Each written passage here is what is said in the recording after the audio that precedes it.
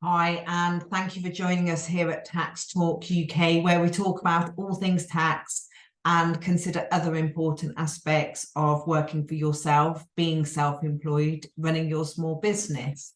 So today I'm going to talk about CIS and the circumstances where your rate of CIS would be higher. And before I do, if I could please ask you to take a moment to subscribe to our YouTube channel. That way you'll easily be able to refer back to this information should you need to, as well as being able to find other information that we have available on a whole host of topics, all aimed at supporting you in your self-employment. You can find topics that are relevant to you categorized in our playlist. So if you go to the playlist section of our channel, look for the circumstance that suits you, and there you will find the information that we have provided that is relevant to you. So back to CIS then. So the question that we had was that the person had registered as a sole trader, but we're still having CIS deducted at 30%, and they wanted to know why. So that's great that you've registered as a sole trader. This is the bit that normally proves the most difficult, but you just need to take a final step, and you need to contact the CIS helpline and let them know that you are operating as a CIS subcontractor. They will then add that to your self-employment record, and then your contractor should be able to verify you to be able to then make deductions at 20%.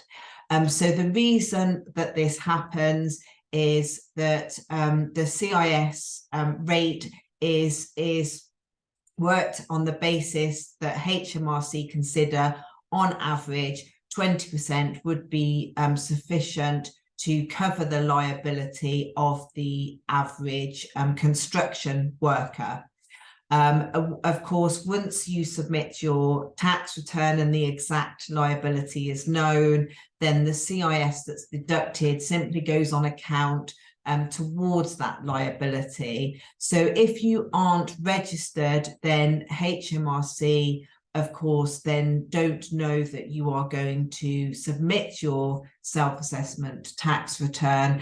And this is why the rate is higher, to encourage subcontractors to ensure that they follow the correct procedure and not only register as a sole trader or whatever their trading style may be, but also that they inform the CIS helpline that they are working as a subcontractor. So HMRC are aware of this, and they then know that when they receive the payments from the contractor that have been deducted, they can then apply them directly to your account, ready for when you submit your self-assessment tax return, at which point they will be able to compare the amount that has been paid over or declared on returns by the contractor and the amounts that you declare on your self-assessment tax return as being deducted. So hopefully this explains. In the description, I'll just pop the link to the CIS helpline, the number and the opening hours.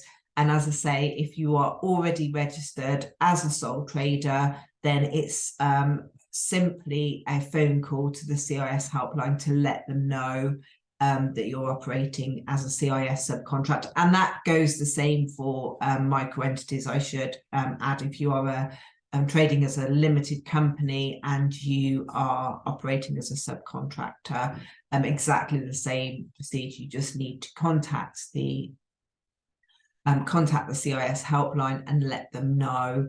Of course, as we've talked in other videos, there are circumstances where you can apply for gross status, which means that effectively CIS will be deducted at 0%, so no actual deductions.